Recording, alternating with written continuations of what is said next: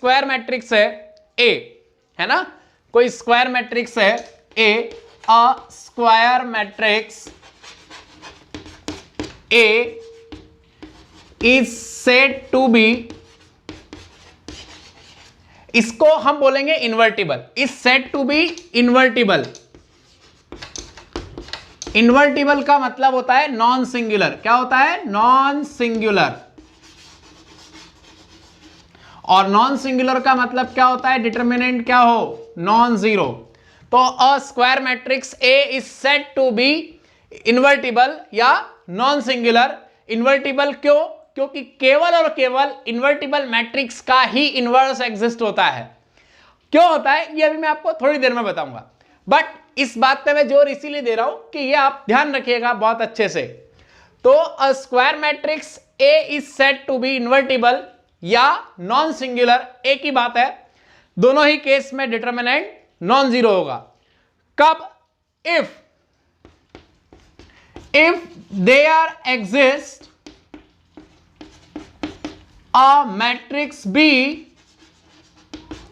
एक matrix B exist हो such that, किस तरह से हो कि A B equals to B A equals to कितना हो, identity matrix. A B equals to B A equals to कितना हो, आइडेंटिटी मैट्रिक्स, है ना। कोई भी स्क्वायर मैट्रिक्स ए अगर नॉन सिंगुलर है तो हर बार एक मैट्रिक्स बी इस तरह से एग्जिस्ट होगी कि A B equals to B A equals to क्या होगा, आइडेंटिटी मैट्रिक्स। और इस केस में, तो इस केस में ये जो मैट्रिक्स बी है ना, इसको हम बोलते हैं रेसिप्रोकल मैट्रिक्स या A inverse. Matrix B equals to A inverse is known as reciprocal matrix, reciprocal matrix or inverse of matrix A। ये जो मैट्रिक्स बी है इसको हम बोलेंगे ए इनवर्स, इसको हम बोलेंगे रेसिप्रोकल मैट्रिक्स या मैट्रिक्स ए का इनवर्स। और कब बोलेंगे, कि जब कोई इन्वर्टिबल मैट्रिक्स ए हो जिसका डिटरमिनेंट नॉन जीरो हो, तो हर बार एक यूनिक मैट्रिक्स, हाँ ये याद रखना, देयर एग्जिस्ट अ यूनिक, क्या आएगा यहां पे वर्ड, मेरे को यूनिक ऐड करना पड़ेगा, याद रखिएगा, there exist a unique matrix, क्योंकि हर मैट्रिक्स का इनवर्स यूनिक होता है, किसी भी मैट्रिक्स का एक से ज्यादा इनवर्स नहीं होगा। अभी केवल आप ये थ्योरेटिकल एक्सप्लेनेशन थोड़ा सा समझना, मैं आपको प्रैक्टिकली एग्जांपल लेके हर तरह से समझाऊंगा, अपन इसको पूरा बिखेर देंगे, ठीक है।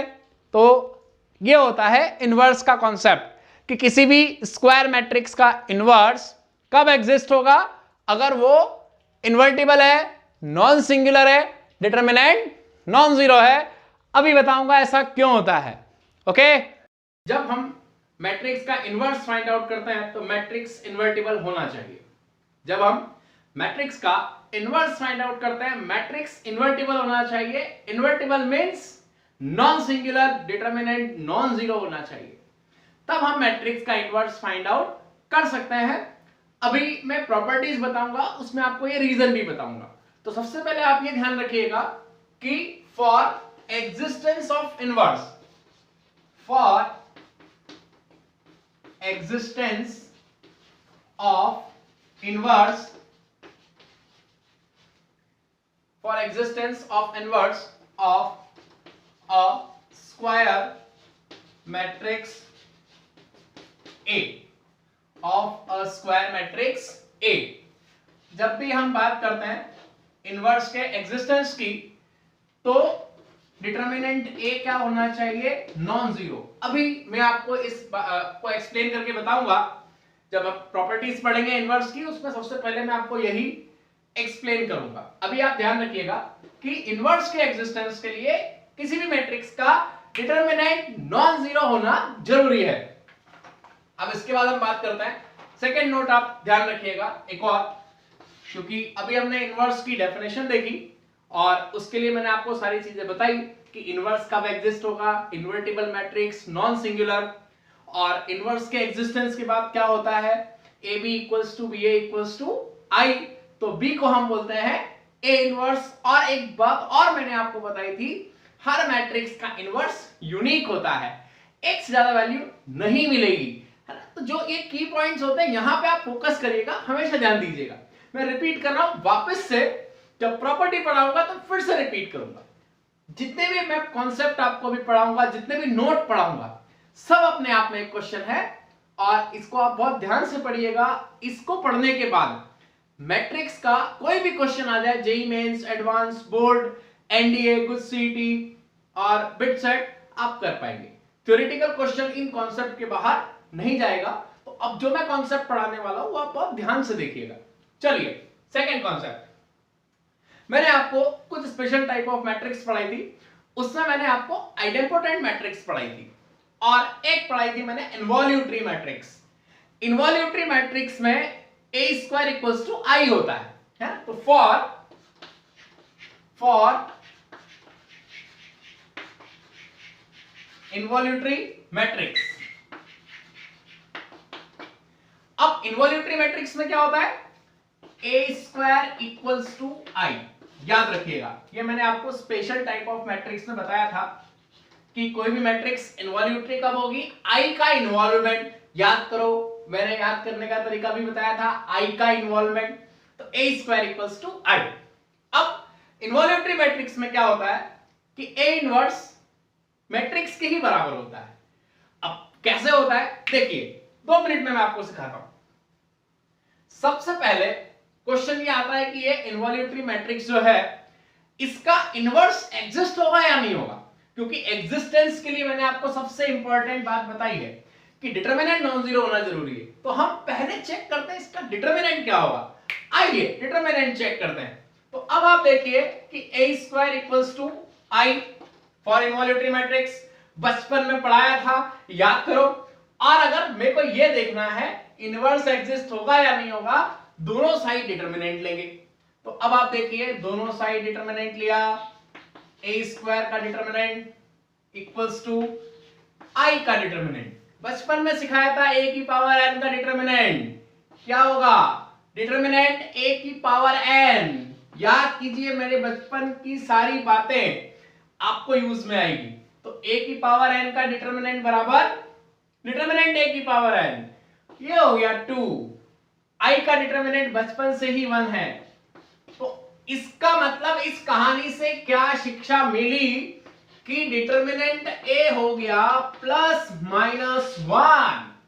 प्लस माइनस 1 इसका मतलब नॉट इक्वल्स टू 0, और अगर नॉट इक्वल्स टू 0 है इसका मतलब इनवर्स एग्जिस्ट होगा।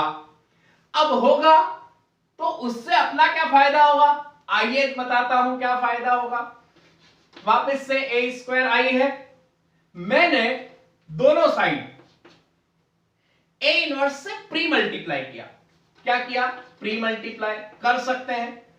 अब ए आई ए इनवर्स से प्री मल्टीप्लाई किया। अब आप याद करो एसोसिएटिव लॉ क्या कहता है, A inverse into A square को लिख सकते हो A into A I A equals to A. I का किसी भी मैट्रिक्स से मल्टीप्लाई करो वही आती है, तो ए आई कितना आ जाएगा ए। यहां हम एसोसिएटिव लॉ लगाएंगे। याद करो एसोसिएटिव लॉ मैंने चीख चीख के बोला था कि कहां यूज होगा, कैसे यूज होगा, आपको याद रखना है। वो दिन आ गया है, आपको यही दिन देखने के लिए वहां पढ़ाया था मैंने। मैं इनको कंबाइन कर सकता हूं, एसोसिएटिव लॉ शुरू दो आखिरी के दो, जिसको चाहो कंबाइन कर सकता हूं। पहला और तीसरा नहीं होगा, इसको कुदाना नहीं है, ये ध्यान रखिएगा। और अभी अभी ताजा ताजा इनवर्स पढ़ा है, ए इनवर्स इंटू ए कितना हो गया आई। तो अल्टीमेटली ये कितना हो गया, आप देखिए ये कितना हो गया, ए इनवर्स इंटू ए आई। तो आई इंटू ए, आई ए और मैंने यहां ए इनवर्स से मल्टीप्लाई किया था, ए इनवर्स से मल्टीप्लाई किया था, तो ए इनवर्स इंटू आई भी ए इनवर्स होगा, क्योंकि ए इनवर्स भी एक मैट्रिक्स है और मैट्रिक्स का आई में करो तो मैट्रिक्स ही आती है मल्टीप्लाई करने के बाद। तो आई ए बराबर कितना आ जाएगा, ए इनवर्स। ओके, तो इसका मतलब I A equals to A I equals to, बचपन से ही ए है, तो फाइनली ए इक्वल्स टू कितना हो गया, ए इनवर्स। इनवॉल्यूटरी मैट्रिक्स में अगर ए स्क्वायर इक्वल्स टू आई है, क्योंकि होता ही है इनवॉल्यूटरी में, तो ए इक्वल्स टू क्या होगा, ए इनवर्स। आप याद रखिएगा, है ना, बहुत ही प्यारी बात है ये, और इस पे क्वेश्चन आता है तो आपको ए इनवर्स निकालने की जरूरत ही नहीं है, क्योंकि वो ए के बराबर होगा, ध्यान रखिएगा। एक और इंपॉर्टेंट बात बताता हूं। अब आते हैं ऑर्थोगोनल मैट्रिक्स पे। अब देखो, ऑर्थोगोनल मैट्रिक्स से मैं आपको एक और बहुत अच्छी बात बताऊंगा। फॉर ऑर्थोगोनल मैट्रिक्स, आप देखिए ऑर्थोगोनल मैट्रिक्स से मैंने क्या बताया था, ध्यान दीजिएगा। ऑर्थोगोनल मैट्रिक्स, वहां पे मैंने आपको बताया था कि A into A transpose, A into A transpose, A transpose into A कितना होता है, आई होता है। ओके, तो वहां पे क्या हो जाएगा, यहां पे देखिए A transpose equals to A inverse. यहां पे ऑर्थोगोनल मैट्रिक्स में ए ट्रांसपोज इक्वल्स टू क्या होगा, ए इनवर्स। इनवॉल्यूटरी मैट्रिक्स में, इनवॉल्यूटरी मैट्रिक्स में क्या होगा कि ए इनवर्स इक्वल्स टू ए, है ना, यहां पे मैं लिख देता हूं, ज्यादा बेटर है, A inverse equals to A. Involutory में क्या होगा, A inverse equals to A. कैसे आया ये आप देख सकते हैं। ऐसे ही ऑर्थोगोनल मैट्रिक्स में ए ट्रांसपोज कितना आएगा, ए इनवर्स। कैसे आया आप देखिए, ऑर्थोगोनल में A into A transpose equals to A transpose into A equals to कितना होता है, आई होता है। अब अगर मैं A into A transpose equals to I को लेता हूं, आप ध्यान दीजिएगा, तो A into A transpose equals to I लिया, दोनों साइड ए इनवर्स से प्री मल्टीप्लाई किया। कौन सा मल्टीप्लाई, प्री, क्योंकि मल्टीप्लिकेशन में प्री और पोस्ट का आपको ध्यान रखना पड़ेगा। तो A inverse into A transpose equals to A inverse into I. अब एसोसिएटिव लॉ, बचपन, और कौन सा बचपन, घोर बचपन, ए इनवर्स इंटू ए क्या आएगा, I into A transpose equals to A inverse. हाँ बेटा, अगर हम बात करें डायगोनल मैट्रिक्स, क्योंकि अगला जो मैं नोट बताने वाला हूं वो डायगोनल मैट्रिक्स से बेस्ड है। जब मैंने आपको डायगोनल मैट्रिक्स पढ़ाया था, ऑलरेडी मैंने वो नोट डिस्कस किया था, फिर भी एक बार और रिपीट करता हूं। देखिए, if A is any non singular या इनवर्टिबल, नॉन सिंगुलर ज्यादा बेटर है क्योंकि उस टाइम पे नॉन सिंगुलर का जमाना था। Any non singular, A is any non-singular diagonal matrix, diagonal matrix। अब आप देखिए कि अगर A non singular diagonal matrix है, इसका मतलब ये बात तो तय हो गई कि डिटरमिनेंट A क्या है, नॉन जीरो, क्योंकि मैट्रिक्स ऑलरेडी कैसी है, नॉन सिंगुलर। अब इसमें क्या होगा, इसमें ये होगा, सबसे पहले तो आप ये देखिए कि A अगर डायगोनल मैट्रिक्स है, मैं किस तरह से रिप्रेजेंट करूंगा।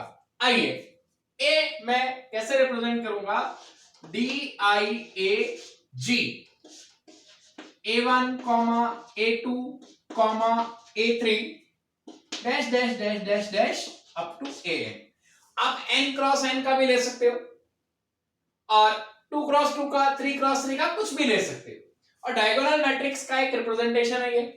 अगर आप ऐसा नहीं लिखते हो तो आप क्या लिखोगे, ऐसे लिखोगे, A1 0 0, ठीक है, dash dash dash dash dash, कहां तक जाना है, n क्रॉस n का है, फिर ऐसे ही 0 A2 0, फिर ऐसे ही चलते जाओगे आगे। फिर यहां लास्ट में क्या आ जाएगा, an, क्योंकि n क्रॉस n का डायगोनल है। डायगोनल के अलावा सारे एलिमेंट जीरो होते हैं डायगोनल मैट्रिक्स में, और डायगोनल में कम से कम एक नॉन जीरो होता ही है, हम डायगोनल मैट्रिक्स की बात करें। और मैंने यहां पे बोला है नॉन सिंगुलर भी होना चाहिए साथ में, डिटरमिनेंट है नॉन जीरो। तो आप डायगोनल मैट्रिक्स को ऐसे भी लिख सकते हैं, ऐसे भी लिख सकते हैं, ऑलरेडी मैंने पहले बताया है, आप ध्यान रखिएगा। अब इसमें खास बात क्या है, आप इसका इनवर्स अगर लेते हैं, वैसे मैंने आपको ऑलरेडी बताया था कि डायगोनल मैट्रिक्स के केस में अगर आप a की पावर n लेते हैं, क्या लेते हैं, a की पावर n, तो यहां पे क्या आ जाएगा, सीधे कुछ नहीं करना है, आप a1 की पावर n, a2 की पावर n, a3 की power n, dash dash dash an की पावर n कर लीजिए, हो गया काम। मतलब यहां पे a1 की पावर n, a2 की पावर n, a3 की पावर n, an की पावर n, कुछ भी करने की जरूरत नहीं है, एक शॉर्टकट हो गया। ऑब्जेक्टिव एग्जाम्स जो होती है आपकी बोर्ड लेवल की हो गई, एनडीए, कुछ सीईटी, जेई मेंस, एडवांस में भी क्वेश्चन आ सकता है, तो आपको इसमें कुछ करने की जरूरत नहीं है। पावर n लेना है तो सीधे आप पावर हर एलिमेंट की n लगा दो। अगर आपको a इनवर्स निकालना है तो अब आप याद कीजिए, मैंने डायगोनल में ये बताया था और यही दिन देखने के लिए बताया था, इनवर्स वाला दिन क्या है, आओ ये दिन देखें।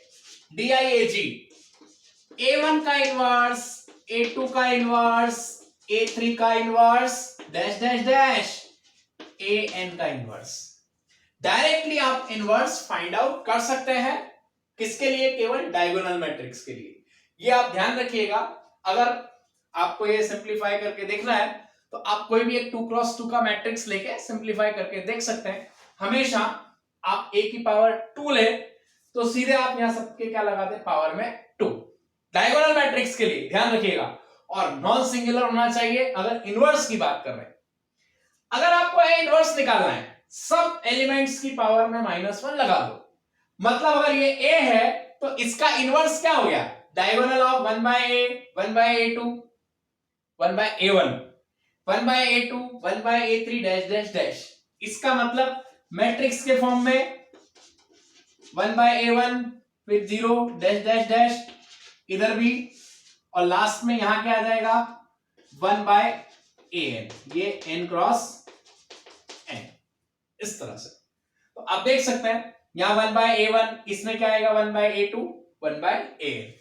तो ये मैट्रिक्स और ये उसका इनवर्स, कुछ करने की जरूरत नहीं है अगर डायगोनल मैट्रिक्स है। तो इसलिए ये चारों नोट आप याद रखिएगा, सारे नोट अपने आप में क्वेश्चंस हैं। इसके अलावा अब मैं आगे आपको इसकी प्रॉपर्टीज बताऊंगा, इनवर्स की इंपॉर्टेंट प्रॉपर्टीज है, प्रॉपर्टीज तो है ही साथ अपने आप में क्वेश्चन भी है, इसलिए आप एक एक प्रॉपर्टी को ध्यान से देखिए।